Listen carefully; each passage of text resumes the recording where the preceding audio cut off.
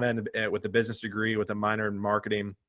Actually, a double major in management and marketing. I didn't have any idea what any of that meant. And honestly, I've learned more in the last year, actually from these guys, more than college. So thank you both for that. So I moved out to Nashville to do music like everyone else. So I am a drummer, was a drummer, haven't played in a bit. But I don't know if you ever retire from it. So the guy I moved up here to do music with, his name's Jake Etheridge. For those of you Nashville fans, the show Nashville, he was the main character on the last season of Nashville. So a little claim to fame there. He's with a band over in Europe that's gone gold and whatnot. And I just say that because I literally left to be at Vaco, and then about a year and a half later, his entire career kind of shot up. So we now get together and talk about me working 9 to 5 and him, touring the world. So did that for a bit. Obviously did the honky tonks and the studio stuff and on Music Row. And I tell you what, for anybody who's listening, if you really want to be an entrepreneur and really want to figure out how to market yourself, like be in a band. I mean, I would say there could be a whole podcast episode on how being in a band could translate into the real world. And so learned a lot there. Came across Vaco through a friend of a friend.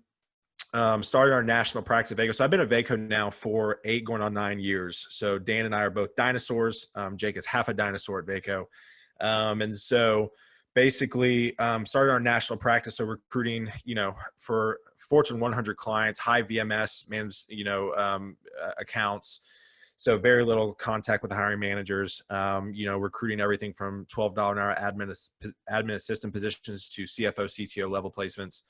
I had a lot of people hang up on me. I was calling into the Bay Area a lot, recruiting for Yahoo, Disney, and Sony. And a lot of those engineers out there really hated talking to a guy in Nashville who was trying to make up what a MySQL DBA was. And I still don't know what those are. I just lie better now. And so after 2 years, I realized and kind of climbing to the top of my division at the time. And I realized I needed to make a change. And so I ended up in Raleigh. I was in the Research Triangle area for 11 months and 29 days. Jake and I did not work together. Jake was actually hired to replace me. I would say they got the better end of the deal on that. What an upgrade. Jake, he definitely, they got the better end of the deal. So I was there for 11 months, 29 days. That's when I kind of fell in love. So I was doing all things tech specifically, but I kind of really gravitated towards software development, really involved within TriNug, the .NET user group in Raleigh, and made a lot of connections out there. And then my mentor here in Nashville, Scott Gordon, he was like, hey, do you want to come back? And he was kind of moving on to a national role. And so, I had the opportunity to kind of work under Scott for a year and really been in Nashville for ever since, right? So 6 years in Nashville, started as an individual producer, no management responsibilities, then helped kind of pioneer what now is the sourcing program that a lot of other offices have taken up. So I was kind of in a lead role at the time, leading a small team of 3 people from scratch, hiring people who had no experience with recruiting, no experience with tech, training them up on all areas of tech. And then after that didn't fail, thank goodness. Alex, my boss, had enough, Alex Nadell had enough faith in me to give that leadership and kind of more broad and manage the entire recruiting team of Nashville. So at one point we were 13 people. I was managing 13 individuals. We've unfortunately, because of COVID and that, we had to downsize a little bit. So we're at 10 now. So obviously still a pretty large team. I still recruit all the time. I recruit software developers. I ran the numbers the other day. Just like Jake and Dan, we meet around 500 people a year at least. And that's a whole nother podcast on how recruiters do it, right? We can kind of, dive into that. But, I've met over about 4,000 engineers at this point. So in my career, or just in Nashville rather. So been doing that. Had the opportunity, I've kind of gotten to the speaker circuit side of things. So had the opportunity to speak at 10 to 15 code conferences across the Southeast the last few years, most notably Code on the Beach in Jacksonville, Little Rock Tech Fest in Little Rock, Arkansas, Music City Code, Codestock in Knoxville. So very fortunate to basically get up in front of a room of software developers and talk about all the things recruiters do well and why we're honestly so bad at our jobs, at least most of us. And so that's a lot of fun. And then even as of late, right, trying to get into the marketing side of things, really understanding what marketing was. And that's learning from Jake, learning from Dan. So we're kind of starting this podcast, and I have my own podcast as well, which is Guidance Counselor 2.0, which I've had these 2 gentlemen on it for 2 or 3 episodes. And that's what kind of really spawned this this podcast. We just, really enjoy talking to each other and can bring a lot of value and want to make it just more about than just staffing, right? I think a lot of people have this negative connotation of staffing, and we want to bring not only a new level of respect for staffing, but also learn how to grow teams, learn how to build teams. And so that kind of goes me on my next thing. And guys, I'll open this back up to y'all. So if someone's listening to it, like, great, those are great player bios, player intros. Tell me about the podcast, where you guys want to go with this. And so, Dan, I'm going to kick it off to you first. And I definitely want to know your thoughts on kind of what your goals specifically. And again, obviously this is going to be evolving for sure, but for the people listening or who have tuned in, what would you say some of the goals to this podcast are from your words?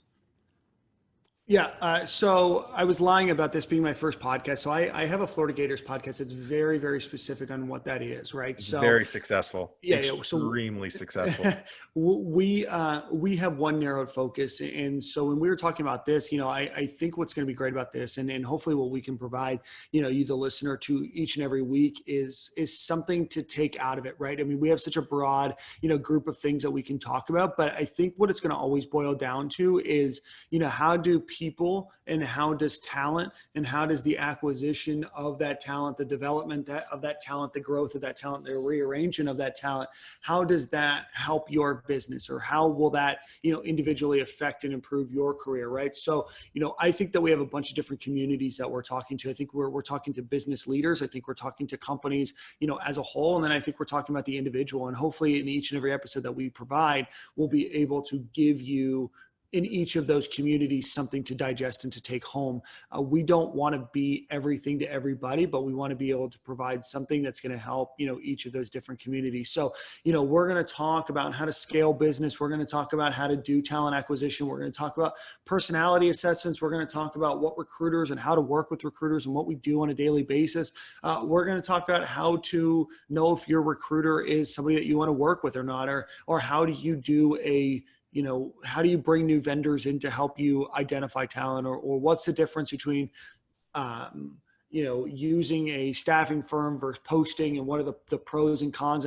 And we're not going to come from a, hey, we're recruiters, mindset. We're going to come from a, hey, we've been around the talent world for a combined 20 plus years. And what can we do to help you from what we've seen in our perspective in three, growing mid to large size markets. I love that. Yeah. That was great. Jake, go ahead, man. Yeah, I mean, that's definitely the flavor that we come from. And I think what a lot of people don't realize is that if we're doing our job properly, we're behind the walls of any size company in any state, early growth to enterprise to, oh crap, we're laying off, to, oh crap, we have to scale, to we just were acquired, to we just were sold, or we just bought.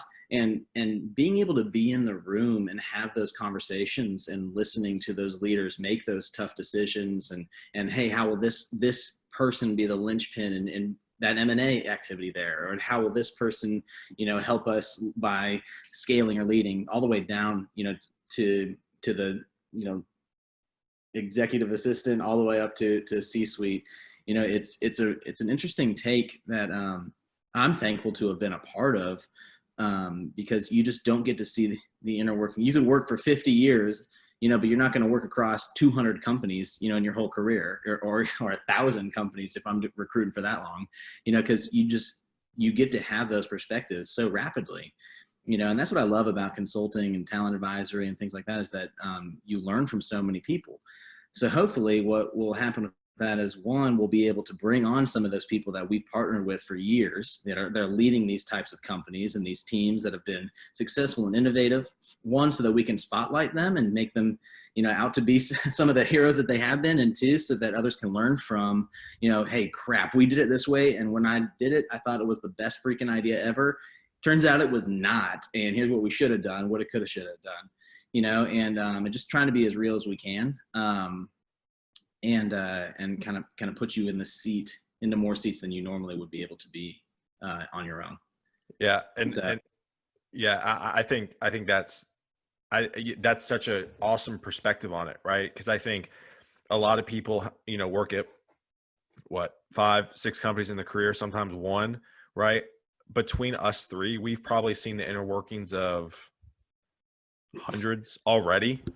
I mean, maybe even, I mean, I probably will up to say, 1,000. yeah, 16,000 companies. Yeah, no. So, I mean, we've covered a lot, right? And so I think we're able to bring our experiences working with hiring managers, you know, C-suite execs on, and bring in those individuals on and be like, hey, listen, like talk about what you've done well and your downfalls. And I think what my goal is with this too is definitely testimonial based, right? I think there are a lot of business podcasts out there, right? And you're like, great, why should I listen to y'all three? First off, I think we're great friends, right? And I think hopefully the listener can, you know, I hopefully that comes across, right? I don't think there's a lot of podcasts where you have three dudes who are just good friends who can chop it up with each other over a drink and talk about business. And that's kind of the vibe I want, right? I mean, I wear floral shirts.